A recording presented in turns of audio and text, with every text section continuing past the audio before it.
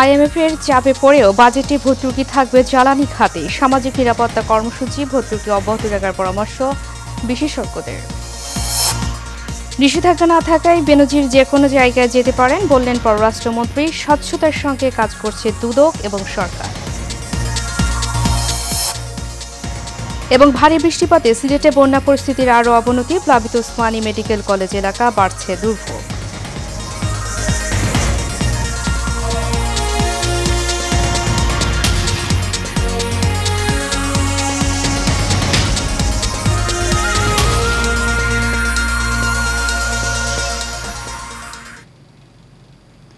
স্বাগত এশিয়ান নিউজে। আপনাদের সাথে আছি আমি উর্মি আক্তার। এতক্ষণ শুনছিলেন বিআরবি কেবল ইন্ডাস্ট্রিজ লিমিটেড সংবাদ শিরোনাম। এবারে চলে যাব পুরো খবরে। আর প্রথমেই থাকছে 2024-25 অর্থ বছরের বাজেট প্রসঙ্গ।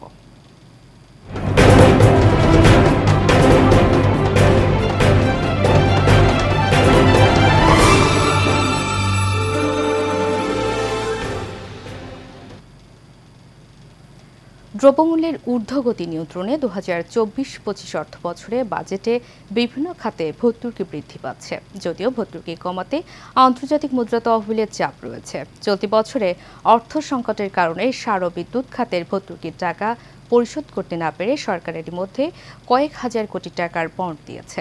বিশেষজ্ঞরা মনে করেন বিদ্যুৎ জ্বালানি খাতে গ্রাহকের কাঁধে বন্দুক না রেখে ভর্তুকি সমন্বয় করা যেতে পারে। বিস্তারিত রকিব মানিকের রিপোর্টে। আসছে 2024-25 অর্থ বছরের বাজেটে ভর্তুকি প্রণোদনা বাবদ বরাদ্দের প্রস্তাব 1,12,000 কোটি করার পরিকল্পনা করেছে অর্থ মন্ত্রণালয়, যা গেল বাজেটের থেকে 14,000 কোটি বেশি। সবচেয়ে বেশি ভর্তুকি হতে পারে বিদ্যুৎ খাতে। বরাদ্দের পরিমাণ ধরা হয়েছে 35,000 কোটি টাকা। কৃষি খাত বরাদ্দ পেতে পারে 25,000 কোটি টাকা। এছাড়া রপ্তানি প্রণোদনায় 7,825 কোটি, আমদানিতে 7,000 কোটি, খাদ্যে 7,000 কোটি টাকা ও প্রবাসী আয় আনতে 6,200 কোটি ভর্তুকি হতে পারে। সরকার 1,12,000 কোটি টাকার যে ভর্তুকির পরিকল্পনা করছে, যেটা গত বছরের চেয়ে প্রায় 14,000 কোটি টাকা বেশি হবে, সেটি একদিক থেকে এর ভিতরে কৃষি খাতের জন্য যে ভর্তুকি রাখা, সেটা একদিকে আমার সারের উৎপাদন ব্যয় কম রাখবে, একই সাথে আমার ইরিগেশন সেচের ব্যয় কমাবে। সুতরাং সেদিকে এই ভর্তুকিটি অব্যাহত রাখবার যুক্তি রয়েছে। বিশেষজ্ঞরা মনে করেন দ্রব্যমূল্যের ঊর্ধ্বগতির বাজারে কৃষি, খাদ্য ও সামাজিক নিরাপত্তামূলক কর্মসূচিগুলোতে ভর্তুকি অব্যাহত রাখা জরুরি, নইলে এর প্রভাব পড়বে সাধারণ মানুষের উপর। ভর্তুকি সমন্বয়টি যেন ভোক্তার ঘাড়ে রেখে বন্দুক রেখে যাতে না হয়। ভর্তুকি সমন্বয়টি যেন হয় বিদ্যুৎ খাতে যে অদক্ষতা, বিদ্যুতের এই ক্যাপাসিটি পেমেন্টের ক্ষেত্রে যে অদক্ষতা এবং কম্পিটিটিভ বিডিং প্রসেস বন্ধ করে রাখার মাধ্যমে যে উচ্চমূল্যে বিদ্যুৎ এবং জ্বালানি ক্রয়, সেগুলোকে বন্ধ করার মাধ্যমেই এই সাবসিডি অ্যাডজাস্টমেন্ট সম্ভব। আইএমএফ সরকারকে কয়েকটি খাতে ভর্তুকি কমিয়ে আনতে পরামর্শ দিয়েছে। অন্যদিকে সরকারও অর্থ সংকটের কারণে ভর্তুকি পরিশোধ করতে পারছে না সময় মতো। বছর ঘুরে বাজেট আসে, বাজেট যায়। নিত্য প্রয়োজনীয় জিনিসপত্র সহ বিদ্যুৎ, গ্যাস, জ্বালানি তেলের মূল্যও বৃদ্ধি হয়, আর এতে অস্বস্তিতে পড়ে সাধারণ মানুষ। বিশেষজ্ঞরা বলছেন, সাধারণ মানুষকে কিছুটা স্বস্তি দিতে হলে সামাজিক, কৃষি, নিরাপত্তামূলক কর্মসূচিগুলোতে ভর্তুকি অব্যাহত রাখা, পাশাপাশি বিদ্যুতের বিলের বোঝা না চাপিয়ে বিদ্যুৎ খাতেও ভর্তুকি সমন্বয় করার তাগিদ দেন তারা। রকিব মানিক, এশিয়ান টেলিভিশন, ঢাকা। পুলিশের সাবেক মহাপরিদর্শক বেনজির আহমেদের দেশ ত্যাগে কোনো নিষেধাজ্ঞা না থাকায় যে কোনো জায়গায় যেতে পারেন বলে মন্তব্য করেছেন পররাষ্ট্রমন্ত্রী ডক্টর হাসান মাহমুদ। এন্টিগা ও নিউ ইয়র্ক সফর শেষে দেশে ফিরে গতকাল পররাষ্ট্র মন্ত্রণালয়ে সাংবাদিকদের ব্রিফ করেন তিনি। মন্ত্রী বলেন, বেনজির আহমেদের দেশ ত্যাগে কোনো নিষেধাজ্ঞা দেওয়া হয়নি, তিনি যে কোনো জায়গায় যেতে পারেন। 6 জুন তিনি দুদকে উপস্থিত হন কিনা সেটি দেখার বিষয়। তিনি আরও বলেন, দুদক এবং সরকার স্বচ্ছতার সঙ্গে কাজ করছে বলে আজিজ আহমেদ ও বেনজিরের বিষয়গুলো সামনে আসছে। জাতিসংঘে বাংলাদেশের শান্তিরক্ষীদের নিয়ে জার্মান ভিত্তিক সংবাদ মাধ্যম ডয়েচ ভেলের প্রতিবেদনে জানতে চাইলে হাসান মাহমুদ বলেন, ওই প্রতিবেদনে কোনো তথ্য উপাত্তের ভিত্তিতে হয়নি। এ সময় মালয়েশিয়ায় শ্রমিকরা যেতে না পারার পেছনে কেউ জড়িত কিনা তা খতিয়ে দেখা হবে জানিয়ে ডক্টর হাসান বলেন, এ বিষয়ে প্রবাসী কল্যাণ মন্ত্রণালয়ের সঙ্গে কাজ করছে পররাষ্ট্র মন্ত্রণালয়।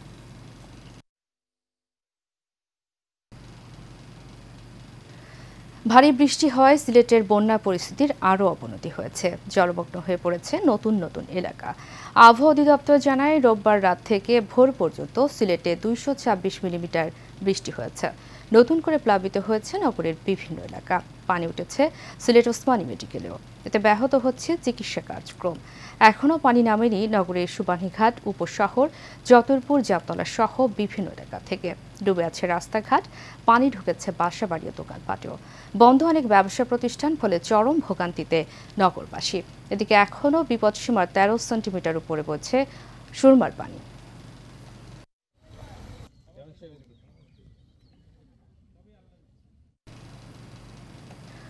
সাতক্ষীরায় বঙ্গবন্ধু সৈনিক লীগের নবগঠিত কমিটির পরিচিতি ও আলোচনা সভা অনুষ্ঠিত হয়েছে।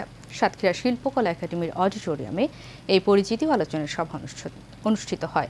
অনুষ্ঠানে উদ্বোধকের বক্তব্যে বঙ্গবন্ধু সৈনিক লীগের সভাপতি বীর মুক্তিযোদ্ধা আলহাজ হারুন রশিদ সিআইপি বলেন, দেশ, জনগণ ও প্রধানমন্ত্রীর প্রয়োজনে বঙ্গবন্ধু সৈনিক লীগকে ঐক্যবদ্ধ থাকতে হবে।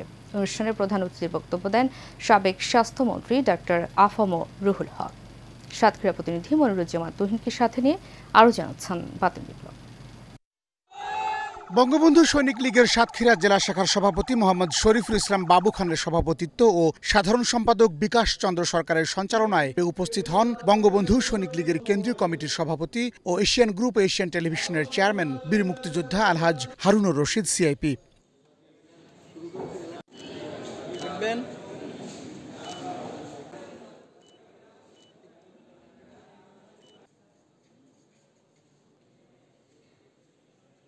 সাতক্ষীরা জেলা আওয়ামী লীগের সাধারণ সম্পাদক, জেলা পরিষদের চেয়ারম্যান আলহাজ মোহাম্মদ নজরুল ইসলাম, সাতক্ষীরা জেলা আওয়ামী লীগের যুগ্ম সাধারণ সম্পাদক আলহাজ মোহাম্মদ আসাদুজ্জামান বাবু ও সাংগঠনিক সম্পাদক কাজী আক্তার হোসেন সহ এ সময় বক্তব্য রাখেন বঙ্গবন্ধু সৈনিক লীগের কেন্দ্রীয় কমিটির সহসভাপতি অ্যাডভোকেট শওকত আলম, সহসভাপতি বীর মুক্তিযোদ্ধা ইঞ্জিনিয়ার সারোয়ার হোসেন তালুকদার, যুগ্ম সাধারণ সম্পাদক শাহ রেজাউল মাহমুদ, কেন্দ্রীয় সাংগঠনিক সম্পাদক মোহাম্মদ সোহেল রানা ও খুলনা বিভাগীয় সাংগঠনিক সম্পাদক মোহাম্মদ আলমগীর হোসেন।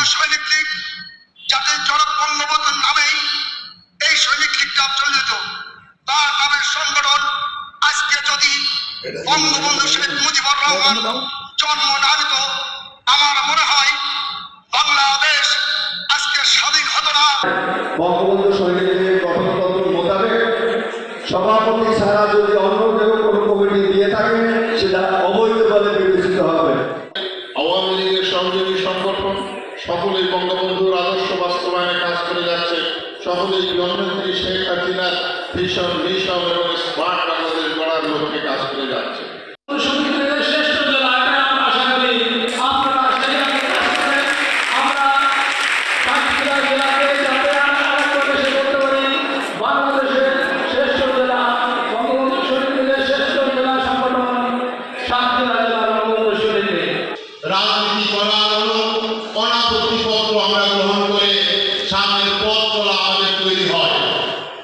বঙ্গবন্ধু সৈনিক লীগের সভাপতি বীর মুক্তিযোদ্ধা আলহাজ হারুনুর রশিদ সিআইপি বলেন, অস্ত্র হাতে যুদ্ধে অংশ নিয়ে দেশ স্বাধীন করার পর থেকেই তিনি শেখ হাসিনার পাশে আছেন। আগামীতে বঙ্গবন্ধু কন্যার যে কোনো প্রয়োজনে জীবন দিতেও প্রস্তুত তিনি। আমি একজন বঙ্গবন্ধু সৈনিক লীগের সভাপতি হিসাবে বলতে চাই, আমি একজন বীর মুক্তিযোদ্ধা, আমি সিআইপি, আমি ইন্ডাস্ট্রিয়ালিস্ট। এ সময় তিনি নেতাকর্মীদের ঐক্যবদ্ধ থাকারও আহ্বান জানান। আমাদের বঙ্গবন্ধু সৈনিক লীগকে শক্তিশালী করার জন্য মিলিয়ে ঝিলে কাজ করতে হবে এবং দেশের মাননীয় প্রধানমন্ত্রী নেতৃত্বে এই বঙ্গবন্ধু সৈনিক লীগ যেভাবে হুকুম দিছে, আপনারা থানা লেভেলগুলা কমপ্লিট করবেন। কমপ্লিট করার পরে আবার প্রয়োজন হয় আমি আসবো, আমাদের যারা আছে তাদের নিয়ে আসবো, আইসা আবার সব থানা লেভেল সহকারে আলোচনা করে যাব এবং দেখা যাবো আপনারা কেমন করছেন। অনুষ্ঠান শেষে সাবেক স্বাস্থ্যমন্ত্রী, বাংলাদেশ আওয়ামী লীগের সভাপতি মণ্ডলীর সদস্য, সাতক্ষীরা ৩ আসনের সংসদ সদস্য ডাক্তার আফম রুহুল হক এক ভিডিও কলের মাধ্যমে প্রধান অতিথির বক্তব্য রাখেন। অধ্যাপক ডাক্তার আবহাওয়ানুর রহমান আমাদের মাঝে ভিডিও কনফারেন্সে বক্তব্য রাখবেন।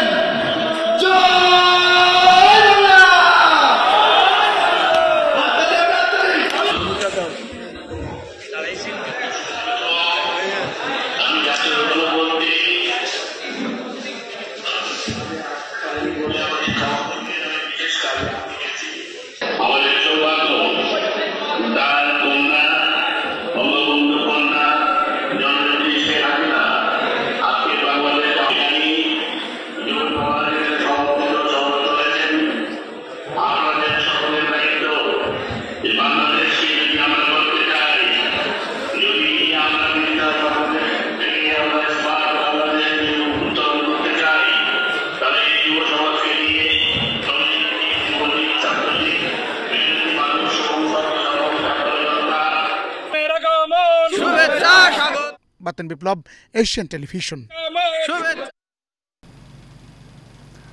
গ্র্যান্ড ওপেনিং এর মধ্য দিয়ে যাত্রা শুরু করেছে কুমিল্লা নগরীর প্রাণকেন্দ্র কান্দিপাড়ে অবস্থিত আধুনিক ও উন্নত মানের শপিং কমপ্লেক্স রূপায়ণ দেলোয়ার টাওয়ার। এ উপলক্ষে রূপায়ণ দেলোয়ার টাওয়ারের ব্যবসায়ী ও গ্রাহকদের নিয়ে অনুষ্ঠিত হয়েছে দোয়া মাহফিল। বেলা 12টায় টাওয়ারের দোয়া মাহফিলে ব্যবসায়ী, গ্রাহক, রূপায়ণের কর্মকর্তাবৃন্দ ও সুবর্ণধারীরা উপস্থিত ছিলেন। দোয়া পরিচালনা করেন কুমিল্লা কান্দিরপাড় জামে মসজিদের পেশ ইমাম মাওলানা মোহাম্মদ ইব্রাহিম। এ সময় উপস্থিত ছিলেন রূপায়ণ হাউজিং এর কুমিল্লার AGM operation Rafiqul Haider, Delwar theatre and enterprise লিমিটেডের কর্মকর্তা ওহিদুর রহমান, রূপায়ণ হাউজিং এর major Mamunur Rashid, senior executive marketing and media কর্মকর্তা রেজাউল করিম ও আনোয়ারুল ইসলাম।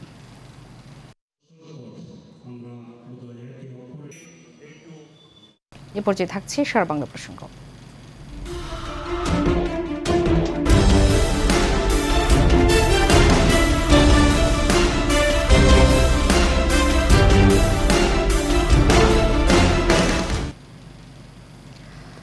ষষ্ঠ উপজেলা পরিষদ নির্বাচনে তৃতীয়বারের মতো নরসিংদীর পলাশ উপজেলা চেয়ারম্যান হিসেবে সৈয়দ জাবেদ হোসেন সহ ঢাকা বিভাগের নবনির্বাচিত উপজেলা পরিষদ চেয়ারম্যানদের শপথ গ্রহণ অনুষ্ঠিত হয়েছে। সোমবার সকালে সেগুনবাগিচায় ঢাকা বিভাগীয় কমিশনারের কার্যালয়ে এই শপথ গ্রহণ অনুষ্ঠিত হয়। এ সময় ঢাকা বিভাগীয় কমিশনার মোহাম্মদ সাবিরুল ইসলাম ঢাকা বিভাগের 4টি জেলার মোট 8 জন উপজেলা চেয়ারম্যানকে শপথ বাক্য পাঠ করান।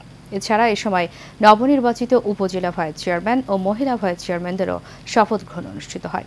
এ সময় অন্যদের মধ্যে উপস্থিত ছিলেন ঢাকার অতিরিক্ত বিভাগীয় কমিশনার মোহাম্মদ মমিনুর রহমান, স্থানীয় সরকার বিভাগের পরিচালক শিশির বিচিয়ে বড়ুয়া সহ অনেকে।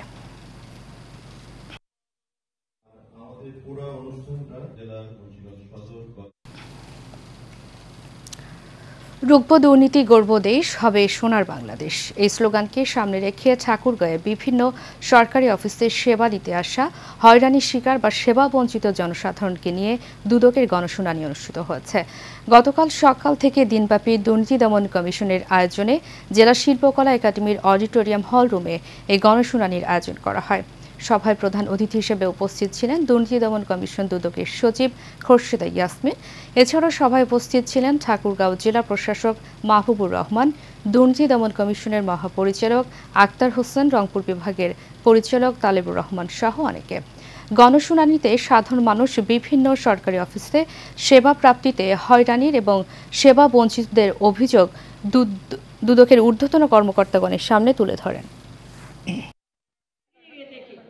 পরে এই বিষয়ে জেলা প্রশাসক মহোদয় ব্যবস্থা নেবেন। চট্টগ্রাম কোস্টার হেজ ঠিকাদার শ্রমিক ইউনিয়নের নিবন্ধিত শ্রমিক দিয়ে গ্যাং বুকিং উদ্বোধন অনুষ্ঠিত হয়েছে। গতকাল বিকেলে চট্টগ্রাম বন্দর লাইটারের জাহাজ ঠিকাদার সমিতির আয়োজনে চট্টগ্রাম আগ্রাবাদে একটি কমিউনিটি সেন্টারে এই আয়োজন করা হয়। কোস্টার হেজ ঠিকাদার শ্রমিক ইউনিয়নের সভাপতি শফিক আহমেদ শফির সভাপতিত্বে এতে প্রধান অতিথি হিসেবে উপস্থিত ছিলেন চট্টগ্রামের অতিরিক্ত বিভাগীয় কমিশনার মোহাম্মদ আনোয়ার পাশা। এ সময় আরও উপস্থিত ছিলেন চট্টগ্রাম মহানগর শ্রমিক লীগের সভাপতি বখতিয়ার উদ্দিন, চট্টগ্রাম কোস্টার হেজ ঠিকাদার শ্রমিক ইউনিয়নের প্রধান সমন্বয়কারী ও উপদেষ্টা মোহাম্মদ এরশাদুর রহমান চৌধুরী ও উপদেষ্টা সরোয়ার আলম সহ অনেকে।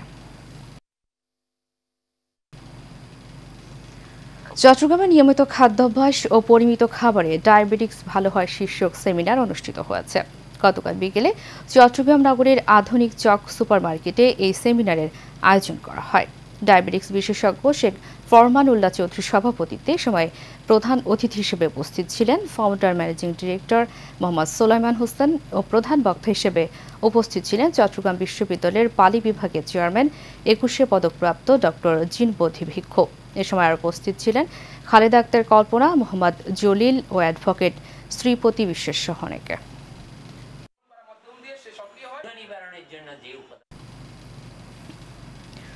ঘূর্ণিঝড় রিমেলের আঘাতে ক্ষতিগ্রস্ত এলাকা পরিদর্শন করেছেন নোয়াখালী সুবর্ণচর উপজেলা নির্বাহী অফিসার আলামিন সরকার ও ইউপি চেয়ারম্যান সাইফুল্লাহ খসরু সহ বিভিন্ন দপ্তরে কর্মকর্তারা। সোমবার বিকেলে চর যুবলী ইউনিয়ন মুজিবনগর বেড়িবাঁধ ভাঙনের এলাকায় ক্ষতিগ্রস্তদের সাথে কথা বলেন তারা। স্থানীয় সংসদ সদস্য একরামুল করিম উপজেলা পরিষদের চেয়ারম্যান শাবাব চৌধুরীর মাধ্যমে সরকারের সুদৃষ্টিতে আকর্ষণ করবেন বলে ক্ষতিগ্রস্তদের আশ্বাস দেন তারা। এ সময় উপজেলা মৎস্য কর্মকর্তা ফখরুল ইসলাম ও উপজেলার কৃষি কর্মকর্তা হারুনুর রশিদ সহ অনেকে উপস্থিত ছিলেন। নাটোরের বাগাতিপাড়া উপজেলার লক্ষণহাটি স্কুল অ্যান্ড কলেজে আশা শিক্ষা কর্মসূচির আওতায় শিক্ষার্থীদের ঝরে পড়া রোধে অভিভাবকদের নিয়ে মতবিনিময় সভা হয়েছে। সোমবার সকালে স্কুল অ্যান্ড কলেজ প্রাঙ্গণে বাগাতিপাড়া পৌরসভার মেয়র অধ্যক্ষ AKM শরীফুল ইসলাম লেনিনের সভাপতিত্বে এই মতবিনিময় সভা অনুষ্ঠিত হয়। এতে প্রধান অতিথি ছিলেন আশার ডিস্ট্রিক্ট ম্যানেজার সেলিম রেজা। বিশেষ অতিথি ছিলেন আশার সিনিয়র শিক্ষা কর্মকর্তা আলমগীর হোসেন ও শিক্ষা কর্মকর্তা মুস্তাবিনা জাহান মাশরিকা।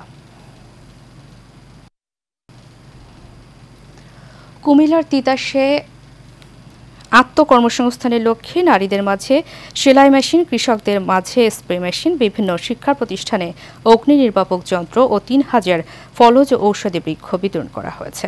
গতকাল দুপুরে তিতাস উপজেলা রাজস্ব উদ্ধৃত তহবিলের আওতায় বলরামপুর ইউনিয়ন পরিষদের উদ্যোগে এসব বিতরণ করা হয়। বলরামপুর ইউনিয়ন পরিষদের চেয়ারম্যান মোহাম্মদ নুরনবীর সভাপতিত্বে অতিথি হিসেবে উপস্থিত ছিলেন তিতাস উপজেলা নির্বাহী কর্মকর্তা নাজমুল হাসান, উপজেলা পরিষদের ভাইস চেয়ারম্যান ফরহাদ আহমেদ ফকির, মহিলা ভাইস চেয়ারম্যান ফরিদা ইয়াসমিন, উপজেলা প্রকৌশলী শহীদুল ইসলাম, উপজেলার সহকারী প্রাথমিক শিক্ষা অফিসার মোহাম্মদ আব্দুস সালাম সহ অনেকে।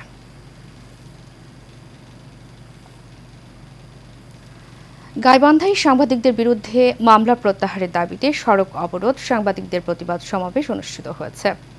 গাইবান্ধার কামারজানির গোঘাটে অবৈধ বালু উত্তোলন চক্রের বিরুদ্ধে সংবাদ প্রচারের জেরে 4 সাংবাদিকদের নামে মিথ্যা মামলা দায়ের করা হয়।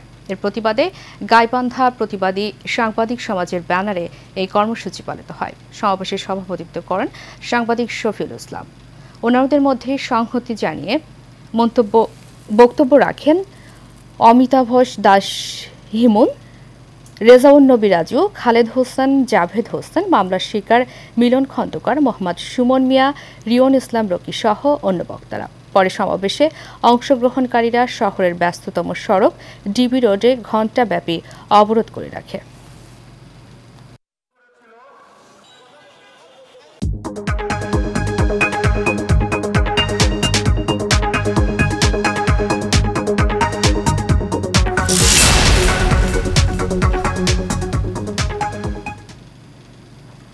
এবারে বাণিজ্য সংবাদ।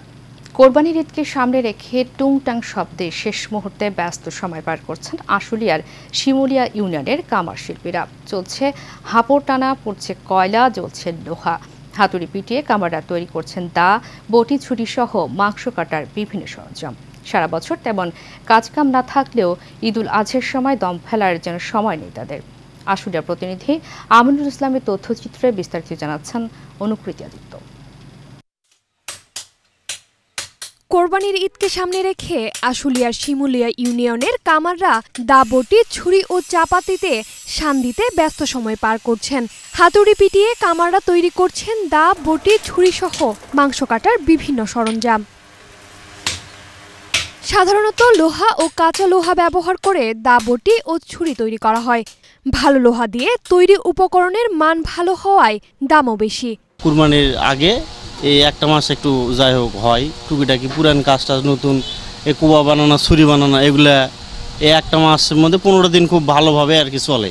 কোরবানির পশু কাটার জন্য ব্যবহৃত দা, বটি ও ছুরি, শান দেয়া ও কোরবানির মাংস কাটার জন্য দা, ছুরি ও চাপাতি কিনতে কামারের দোকানেও ভিড় বেড়েছে। এখন কোরবানির কাজ করতেছে, এখন কাজের একটু চাপ বেশি।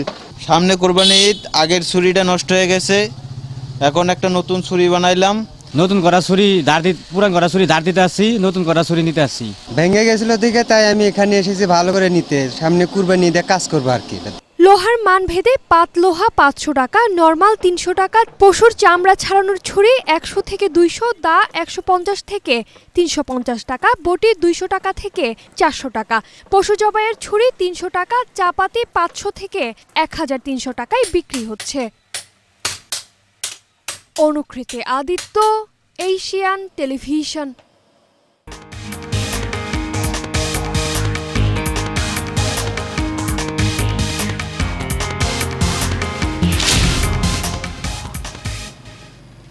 এবারে আন্তর্জাতিক প্রসঙ্গ। ভারতের লোকসভা নির্বাচনের ফলাফল ঘোষণা হবে আজ। 19 এপ্রিল থেকে ভোট গ্রহণ শুরু হওয়ার পর 31 মে শেষ হয়েছে ভোট গ্রহণ। প্রায় 1.5 মাস ধরে 7 ধাপে এই নির্বাচনে ভোট দিয়েছেন 64 কোটিরও বেশি ভোটার। এদিকে বুথ ফেরত বিভিন্ন জরিপ এবং ভারতের রাজনীতি বিশ্লেষকদের মতে গত দুবারের মতো এবারও নির্বাচনে বিশাল জয় পেতে যাচ্ছে ক্ষমতাসীন বিজেপির নেতৃত্বাধীন এনডিএ জোট। সেই সঙ্গে প্রধানমন্ত্রী নরেন্দ্র মোদীর সামনেও অভূতপূর্ব এক সুযোগ এনে দিয়েছে এ নির্বাচন। এ নির্বাচনে এনডিএ জোট জিতলে টানা তৃতীয়বারের মতো ভারতের প্রধানমন্ত্রী হবেন নরেন্দ্র মোদী। ভারতের রাজনীতির ইতিহাসে নরেন্দ্র মোদী প্রথম রাজনীতিবিদ যিনি পরপর 3টি নির্বাচনে জয়ী হয়ে সরকার গঠন করতে চলেছেন। Largest election is also perhaps the most consequential one for India in recent years. Projected to secure, although it may be falling short of its ambitious 400 par target. Nonetheless, BJP's dominance in Indian politics is clear, and there is a clear shift in the Indian political landscape. Voters appear to be prioritizing stability and continuity and want a strong, decisive government capable of navigating challenges on multiple. Polls indicate that voters are reinforcing their trust on ground, thanks to smart alliances and the Modi factor. এবার অনুমতিপত্র ছাড়া হজ করলে 10,000 Saudi Real জরিমানা সহ নতুন আইন জারি করল Saudi সরকার। গত 2 জুন থেকে আগামী 20 জুন পর্যন্ত সৌদিতে অবস্থানকারী সবাইকে এই আইন মানতে হবে বলে জানিয়েছে দেশটি। সৌদি নাগরিক, পর্যটক এবং কোনো উদ্দেশ্যে সৌদিতে অবস্থানকারী মুসল্লি সবাই নতুন আইনের আওতাভুক্ত হবেন। অনুমতি না নিয়ে হজ পালনকারীদের শনাক্ত নিয়ে কাজ করবে কর্তৃপক্ষ। এছাড়া কেউ অনুমতিহীন হজযাত্রীদের পরিবহন সুবিধা দিলে তাকে 6 মাস পর্যন্ত কারাদণ্ড দেওয়া হবে। সঙ্গে 50,000 সৌদি রিয়াল পর্যন্ত জরিমানা করার বিধান রাখা হয়েছে।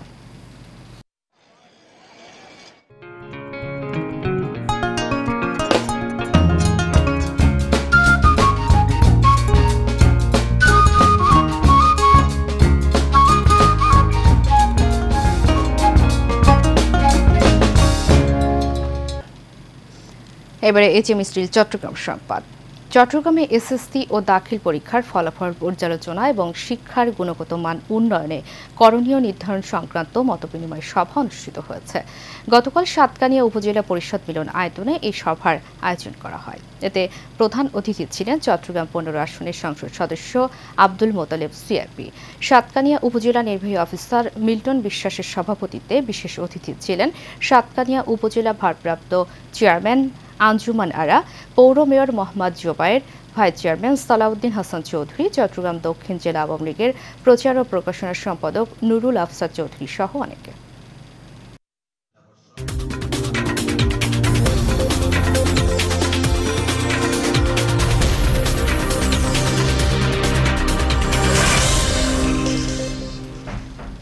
এবারে খেলার খবর।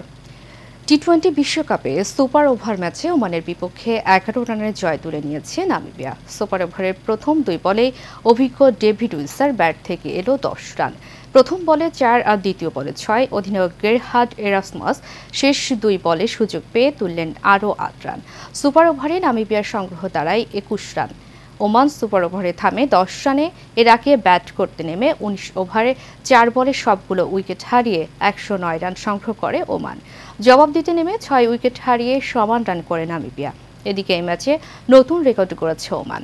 ওমানের 10 ব্যাটারের মধ্যে 6 জনই সাজঘরে ফিরেছেন এলবিডব্লিউ এর ফাতেপুরে, যা টি-20-র ইতিহাসে এক ইনিংসে সবচেয়ে বেশি এলবিডব্লিউতে আউট হওয়ার রেকর্ড।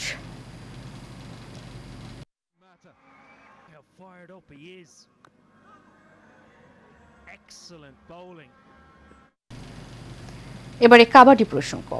নেপালকে হারিয়ে বঙ্গবন্ধু কাপ 2024 আন্তর্জাতিক কাবাডি টুর্নামেন্টে চ্যাম্পিয়ন হয়েছে বাংলাদেশ।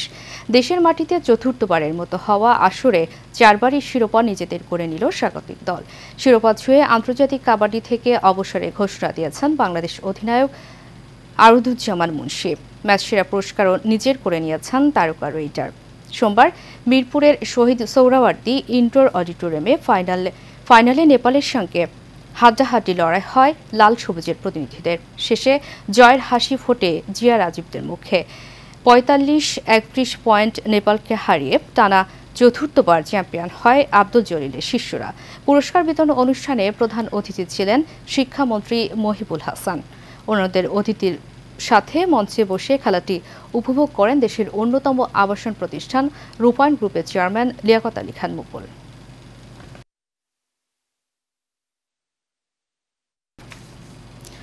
শেষ করব এশিয়া নিউজ। তার আগে বিআরবি কেবল নুরাসিস লিমিটেড সংবাদ শিরোনামগুলো জানাবো আরও একবার।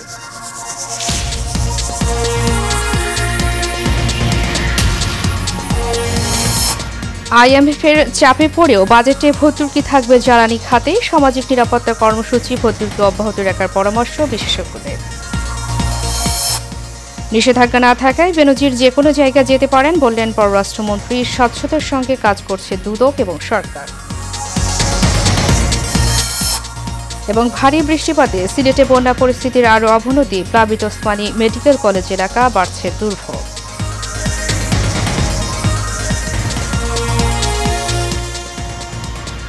এশিয়া নিউজে পর্যন্ত পরবর্তী সংবাদ দেখার আমন্ত্রণ জানিয়ে শেষ করছি। ধন্যবাদ সবাইকে এত সময় সাথে থাকার জন্য।